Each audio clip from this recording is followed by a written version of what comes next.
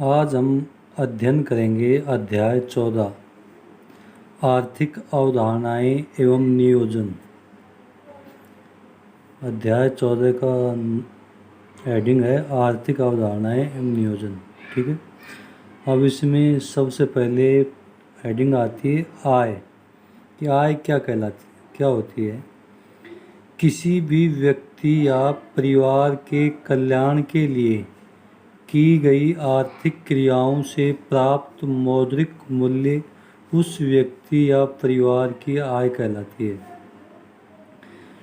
कि जो भी कोई व्यक्ति होता है या उसका जो परिवार होता है उसके जीवन यापन के लिए या अपने परिवार या स्वयं व्यक्ति के कल्याण के लिए जो भी आर्थिक क्रियाओं का मतलब जिससे अर्थ प्राप्त, वह क्रियाएं जिससे अर्थ प्राप्त होता हो वो क्या कहलाती हैं। अर्थ मतलब धन, पैसा प्राप्त होता हो वह आर्थिक क्रियाएं कहलाती हैं। मतलब आर्थिक क्रियाओं से प्राप्त मौद्रिक मूल्य, जो आर्थिक क्रियाएं करेंगे उनसे प्राप्त मौद्रिक का मतलब मुद्रा, मुद्रा का मतलब पैसा, जो भी मूल्य प्राप्त हो, मौद्रिक रूप में जो मूल्य प्राप्त होता है वही क्या कहलाती है, उस व्यक्ति की आय कहलाती है। ठीक है। कि सीधे से शब्दों में कि व्यक्ति स्वयं या अपने परिवार के कल्याण के लिए जो भी आर्थिक क्रियाएं करता है जिससे धन प्राप्त होता है वही उस व्यक्ति की या उस परिवार की आय कहलाती है। ये तो हुई परिवार व व्यक्ति की आय। दूसरी बात हुई राष्ट्रीय आय। ये होती है राष्ट्र मतलब देश, देश से हम अर्थ लगा सकते हैं।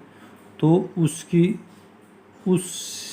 जो संबंध में जो आय होती है वो क्या कहलाती है, राष्ट्रीय आय कहलाती है। जैसे हम देखते हैं देश के उत्पादन के सभी साधनों द्वारा एक वित्त वर्ष के दौरान उत्पादित समस्त अंतिम वस्तुओं और सेवाओं के मौद्रिक मूल्य को राष्ट्रीय आय कहते हैं। कि देश के उत्पादन के सभी देश में जो उत्पादन करने के जो सभी साधन हैं उनके द्वारा जो एक वित्त वर्ष में, ये वित्त वर्ष का मतलब हम समझते, नीचे देखो इससे जस्ट नीचे वित्त वर्ष एक अलग हेडिंग डाल रखा है कि भारत में वित्त वर्ष 1 अप्रैल से 31 मार्च तक का समय होता है। एक वित्त वर्ष क्या होता है, ये 1 अप्रैल से लेकर 31 मार्च तक का जो 12 महीने का जो समय होता है वह वित्त वर्ष कहलाता है। साधारणतः वर्ष कहलाता है 1 जनवरी से 31 दिसंबर, लेकिन जो वित्त वर्ष होता है वो कहलाता है 1 अप्रैल से 31 मार्च तक।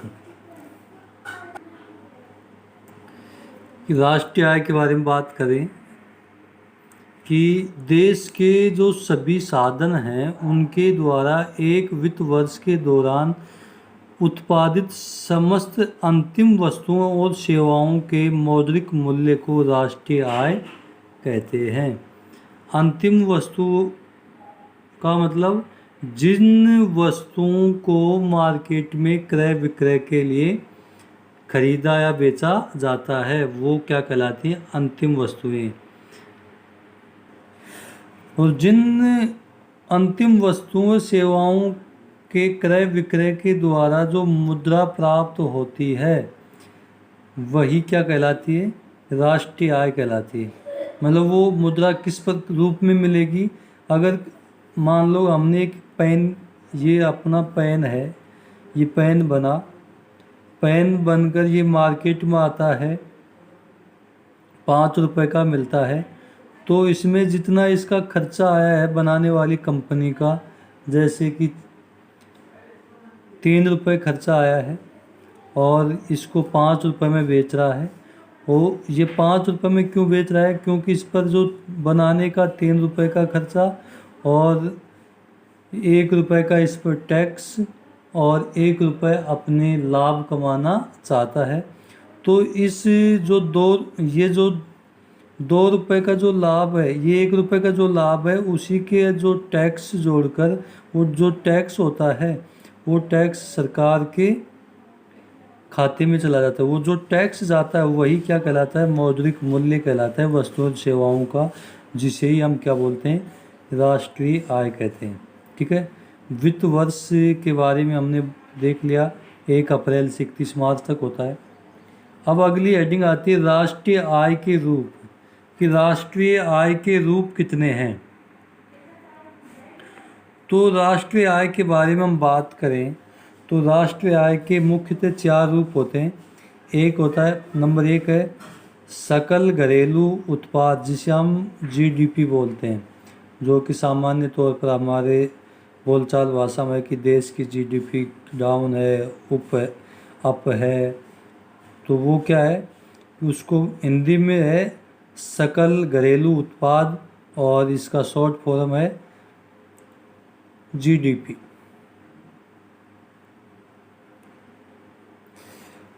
दूसरा है शुद्ध घरेलू उत्पाद, उसका शॉर्ट नेम है एनडीपी।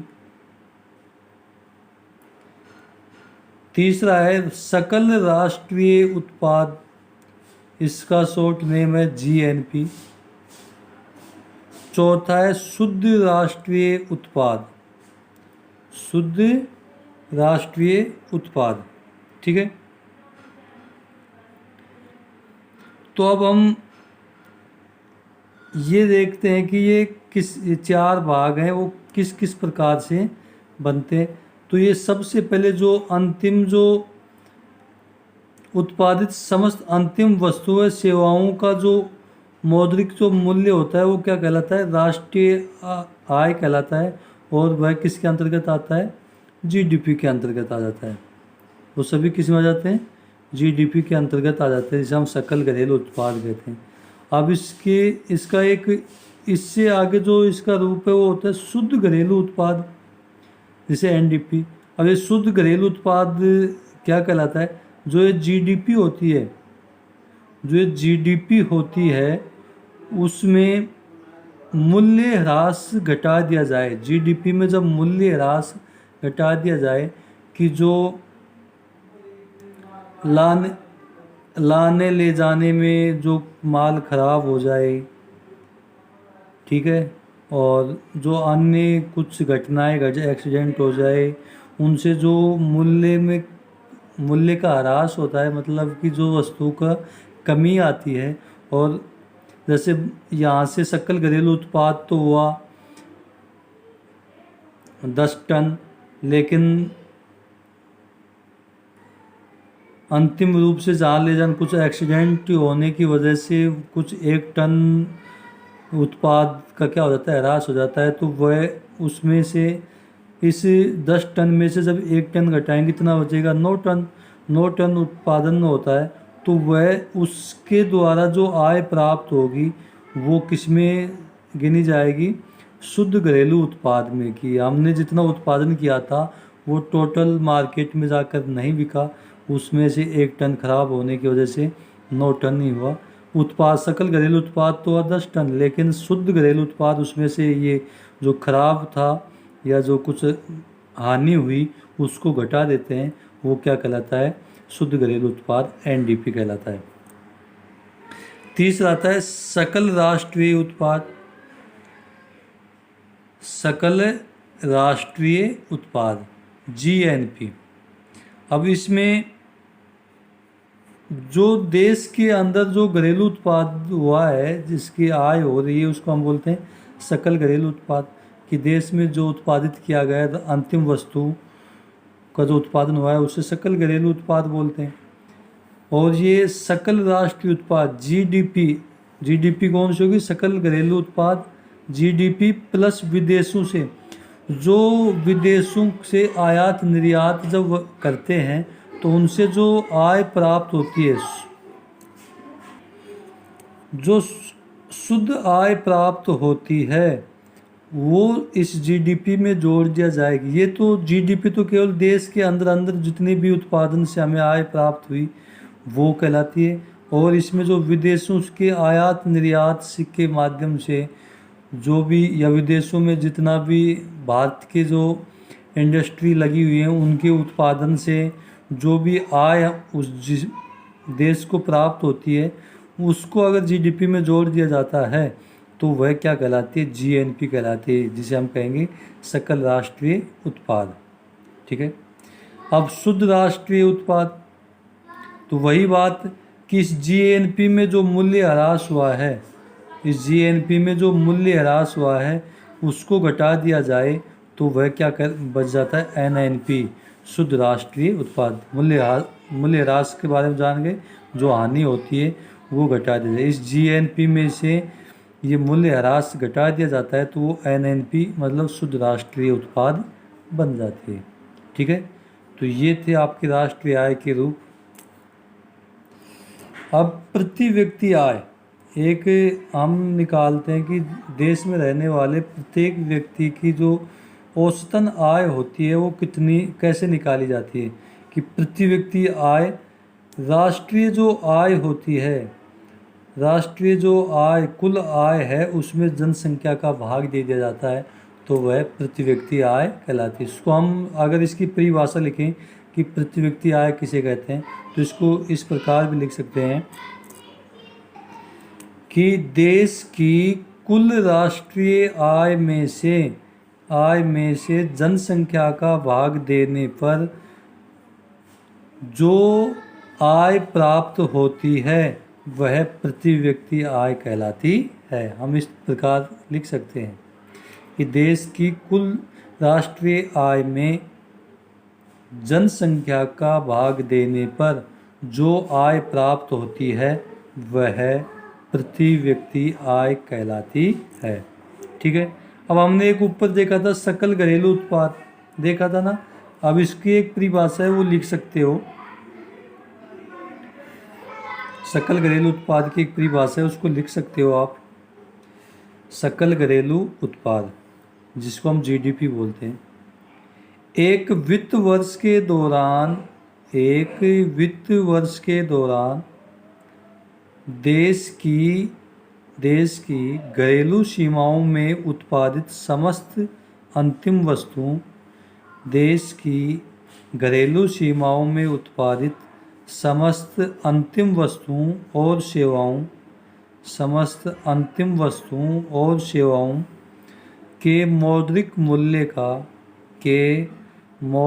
मूल्य का योग सकल घरेलू उत्पाद कहलाता है। कि जो एक वित्त वर्ष के बारे में बताया था मैंने 1 अप्रैल से 31 मार्च तक, कि एक वित्त वर्ष के दौरान देश की घरेलू सीमाओं में, जो देश की जो सीमाएं होती हैं, देश की सीमा के अंदर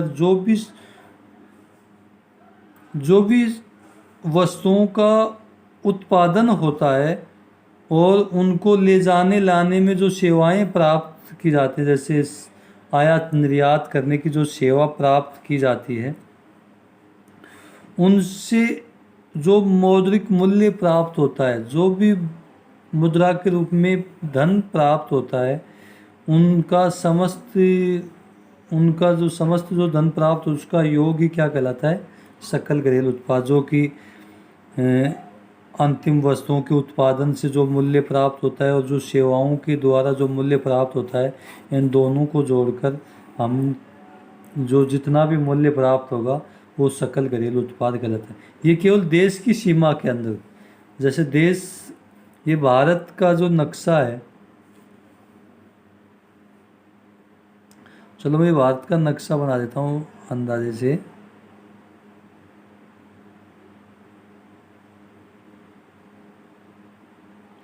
थोड़ा सा हिंट है,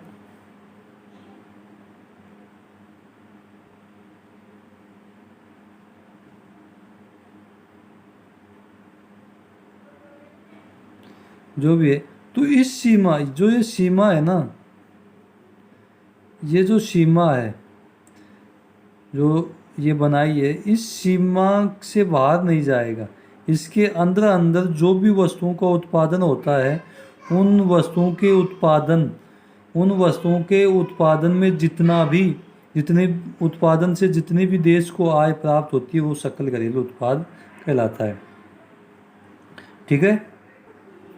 अब हम देखते हैं भारत की राष्ट्रीय आय की गणना। भारत की राष्ट्रीय आय की गणना सबसे पहले किसने की और अब कौन कर रहा है, कब कब कौन सी समिति बनी, उनके बारे में बात करते हैं। भारत की राष्ट्रीय आय की गणना सर्वप्रथम दादा भाई नौरोजी ने की थी। किसने की थी? दादा भाई नौरोजी ने। कब की थी? 1868 ईस्वी में। कब की थी? 1868 ईस्वी में कि भारत की राष्ट्रीय आय की सर्वप्रथम गणना दादा भाई नौरोजी ने की थी 1868 ईस्वी में। दूसरा पॉइंट है राष्ट्रीय आय समिति। एक राष्ट्रीय आय समिति बनाई भारत आज़ाद होने के बाद में। अब ये तो भारत आज़ाद नहीं हुआ था 1868 में, लेकिन भारत के आज़ाद होने के बाद एक राष्ट्रीय आय समिति बनी। वो कब बनी? अगस्त 1949 में। अगस्त 1949 में बनी और इसके अध्यक्ष कौन थे? पीसी महालनोबिस। पीसी महालनोबिस इसके अध्यक्ष थे। फिर उसके बाद में केंद्रीय सांख्यिकी संगठन बना।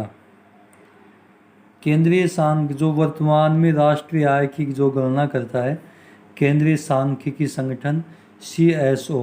क्या नाम है उसका? CSO शॉर्ट फॉर्म है, केंद्रीय सांख्यिकी संगठन।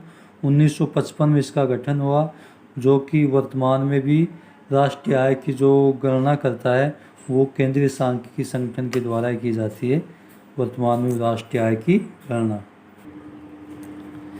अब राष्ट्रीय आय की गणना के बारे में गणना करने के बाद में हम अर्थव्यवस्था के क्षेत्र के बारे में हम अध्ययन करेंगे।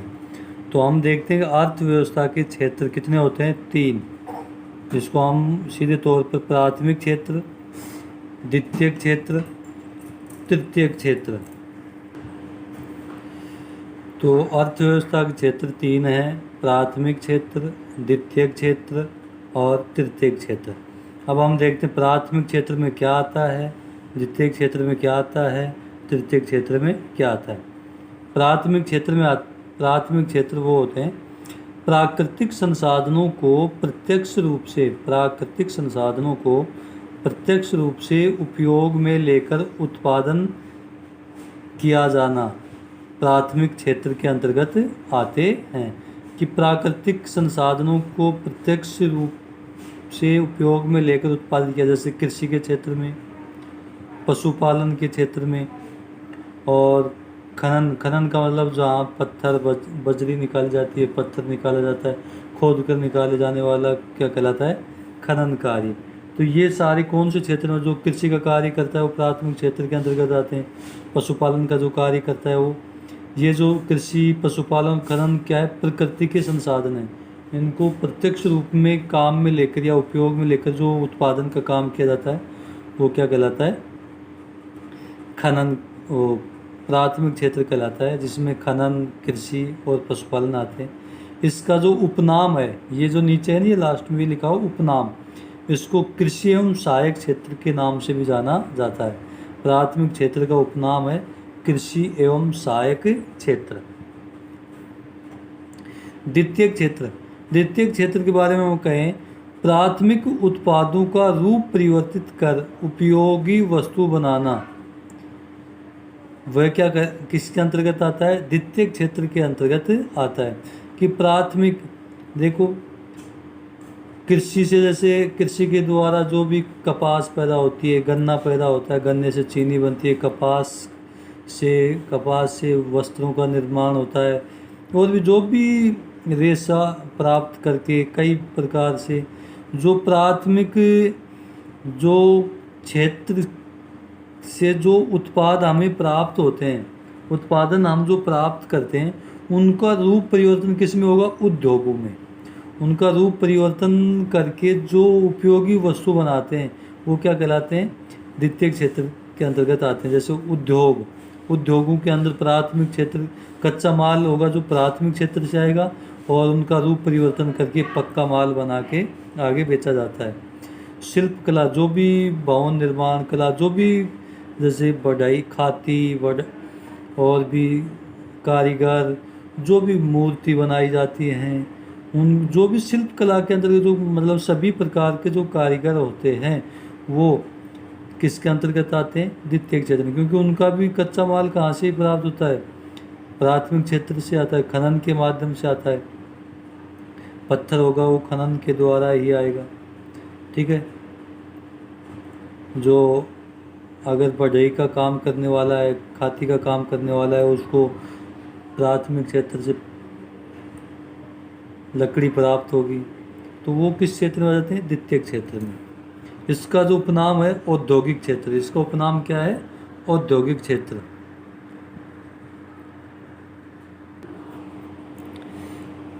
तीसरा है तृतीयक क्षेत्र, उत्पादन प्रक्रिया में सहयोग। कि प्राथमिक क्षेत्र में तो प्राकृतिक संसाधनों को प्रत्यक्ष रूप में उपयोग में लेते हैं। द्वितीयक क्षेत्र में आते हैं जो प्राथमिक जो उत्पाद प्राप्त होते हैं उनको रूप परिवर्तन करने की प्रक्रिया कहलाती है। अब तृतीयक क्षेत्र में जो उत्पादन प्रक्रिया पूरी हो जाती है, चाहे प्राथमिक क्षेत्र की हो चाहे द्वितीयक क्षेत्र की, दोनों के उत्पादन प्रक्रिया में जो सहयोग प्रदान किया जाता है वह क्या कहलाता है? तृतीयक क्षेत्र। जैसे चाहे परिवहन की प्राथमिक क्षेत्र का हो चाहे द्वितीयक क्षेत्र का, एक जगह से दूसरे स्थान पर ले जाने के लिए किसकी ज़रूरत पड़ेगी? परिवहन की। ठीक है। भंडारण की, अगर अनाज पैदा करते हैं तो उनको आगे, सब्जी पैदा करते हैं तो उनको लंबे समय तक चलाने के लिए भंडारण की व्यवस्था चाहिए, तो ये भंडारण क्या कहलाता है? तृतीयक क्षेत्र। उसके बाद संचार के साधन जो भी आते हैं कि एक स्थान से दूसरे स्थान पर, जैसे कि अगर हमें उत्पादन को पहुंचाना है तो संचार के साधन से सूचना मांगी जाती है कि आपको कितना स्टॉक चाहिए। ये जो कि लेन देन की जो बातें होती हैं वो क्या कहलाती है? संचार का साधन। बैंकिंग सेवाएं, जो बैंक के माध्यम से, जो कि ड्राफ्ट के माध्यम से या डीडी के माध्यम से जो भी पैसा पहुंचाया जाता है लूट खसोट की समस्याओं को बचने के लिए, तो ये कौन से क्षेत्र में आ जाते हैं? तृतीयक क्षेत्र में। इसका जो उपनाम है सेवा क्षेत्र। उपनाम क्या है? सेवा क्षेत्र। ठीक है। अब एक आपके अंदर एक टॉपिक है, आर्थिक वृद्धि व आर्थिक विकास में क्या अंतर है? आर्थिक वृद्धि व आर्थिक विकास में क्या अंतर है? तो मैंने आपको ये टेबल के रूप में लिख दिया है, आप इसको उतार लें। ये दोनों का इधर होगा जो आर्थिक वृद्धि के बारे में करेगा, इधर होगा जो आर्थिक विकास के बारे में बातें करेगा। लेकिन हम बात करें, एक आर्थिक वृद्धि संक्षिप्त क्षेत्र को दर्शाता है और यह आर्थिक विकास एक विस्तृत अवधारणा है। वृद्धि केवल एक कुछ सीमित क्षेत्र के बारे में बताएगा, विकास का क्षेत्र क्या होता है? बहुत अधिक विस्तृत होता है। तो हम देखते हैं आर्थिक वृद्धि। समय के साथ साथ राष्ट्र के वास्तविक उत्पादन या आय स्तर में वृद्धि होना ही आर्थिक वृद्धि कहलाती है। कि राष्ट्र समय के साथ साथ राष्ट्र के वास्तविक उत्पादन या आय स्तर में वृद्धि होना, वास्तविक उत्पादन या आय स्तर में वृद्धि होना ही आर्थिक वृद्धि कहलाती है। कि जैसे जैसे उत्पादन बढ़ेगा तो आय भी बढ़ेगी। जो उत्पादन बढ़ेगा तो त्यों आय का स्तर भी, जैसे जैसे उत्पादन बढ़ाएंगे तो उसके द्वारा जो आय प्राप्त होगी वो उसके वृद्धि होगी। तो उस जो आय प्राप्त होने की जो श्रृंखला है उसी को हम आर्थिक वृद्धि कहते हैं। केवल वो किससे? उत्पादन की वृद्धि से जो आय प्राप्त होती है, उत्पादन के वृद्धि होने से जो आय के स्तर में वृद्धि होती है उसी को हम आर्थिक वृद्धि कहते हैं। आर्थिक विकास किसे कहेंगे? कि आर्थिक विकास प्रति व्यक्ति आय के साथ साथ सामाजिक दृष्टिकोण, सांस्कृतिक स्वरूप, संस्थागत ढांचे, उत्पादन की तकनीक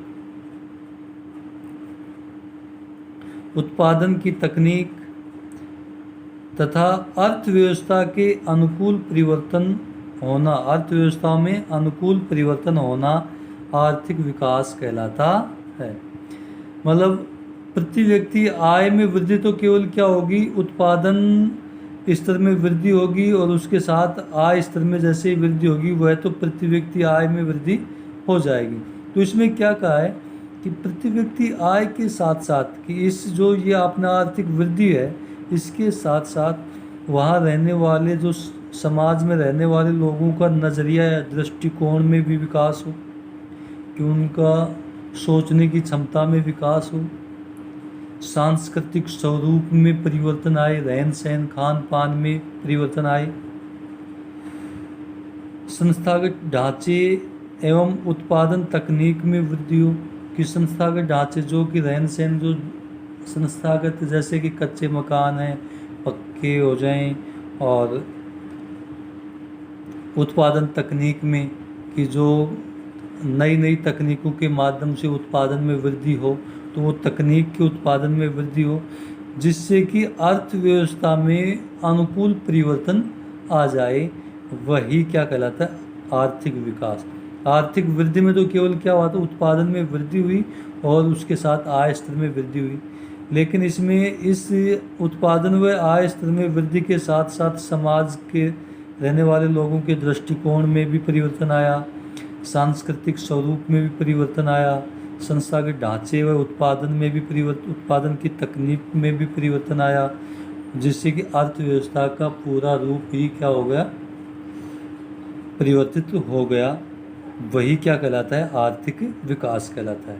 दूसरा क्या परिवर्तन है, यह अर्थव्यवस्था के आकार में परिवर्तन का प्रत्यक्ष माप है, कि हम इसमें प्रत्यक्ष रूप से आर्थिक वृद्धि को प्रत्यक्ष रूप से माप सकते हैं कि पिछली बार 2 लाख करोड़ की आय हुई थी, इस वर्ष 3 लाख करोड़ की आय हुई है। इसमें बिना वृद्धि के विकास नहीं हो सकता, तो इसके समानांतर चलता है विकास, आर्थिक वृद्धि के समानांतर चलता है, कि इसको तो हम माप सकते हैं, लेकिन जैसे हम इसको मापेंगे तो उसी माप के आधार पर हमें विकास भी नज़र आने लग जाएगा। तो बिना वृद्धि के क्या नहीं हो सकता, विकास नहीं हो सकता। तो आर्थिक वृद्धि के समानांतर चलता रहता है विकास। ये सूक्ष्म अवधारणा है, ये आर्थिक विकास व्यापक अवधारणा है। आर्थिक वृद्धि सूक्ष्म अवधारणा, आर्थिक विकास व्यापक अवधारणा है। नंबर 3 देखें, आर्थिक वृद्धि, इसके बीच में वृद्धि लगा लेना, आर्थिक के बाद में वृद्धि। आर्थिक वृद्धि बढ़ती राष्ट्रीय आय तथा प्रति व्यक्ति आय को सूचित करती है, कि जो आर्थिक वृद्धि होती है वो राष्ट्रीय आय व प्रति व्यक्ति आय में बढ़ोतरी को सूचित करती है, कि हाँ जैसे आर्थिक वृद्धि होगी तो व्यक्ति की आय में वृद्धि होगी और देश की आय में वृद्धि होगी, तो उनको सूचित करती है। ये विकास के बारे में हम बात करें, नंबर 3, ये आर्थिक, सामाजिक और राजनीतिक कल्याण को सुनिश्चित करती है। यह आर्थिक, सामाजिक, राजनीतिक कल्याण को सुनिश्चित करती है। ये आर्थिक कल्याण को वृद्धि भी सूचित करती है, लेकिन ये आर्थिक के साथ साथ किसको, समाज के कल्याण को भी और राजनीतिक कल्याण को भी सुनिश्चित करती है। लोगों में राजनीतिक दृष्टिकोण को भी प्रदर्शित करने का कार्य आर्थिक विकास करता है।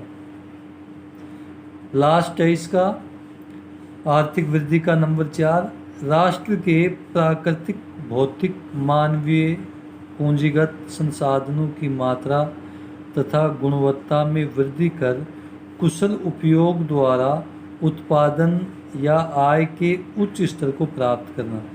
कि इसमें तो एक ही बात है कि उत्पादन के माध्यम से आय में वृद्धि करना ही क्या कहलाती है, पहले ही बता दिया, आर्थिक वृद्धि कहलाती है।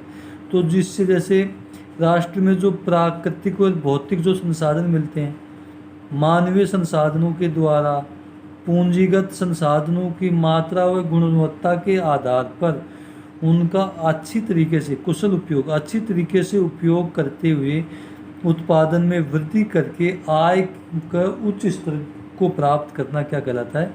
राष्ट्रीय आर्थिक वृद्धि, राष्ट्र की आर्थिक वृद्धि कहलाती है। ठीक है। और इसका आर्थिक विकास का लास्ट पॉइंट है विकास एवं विस्तृत अवधारणा। विकास एक क्या है? विस्तृत अवधारणा है। और वृद्धि ये पहले बता चुका हूँ, आर्थिक वृद्धि क्या है? सूक्ष्म अवधारणा है। ठीक है। आज हम यहीं तक करते हैं, इसका अगला भाग आगे आपको मिलेगा। लेकिन अभी तक आपने चैनल को सब्सक्राइब नहीं किया है, आरजे सोशल स्टडी चैनल डाल के यूट्यूब पर आप सभी सब्सक्राइब कर लो, जिससे नए नए जो वीडियो आएंगे वो आपको लिंक प्राप्त हो जाए और उसे आप आसानी से देख सकें। धन्यवाद।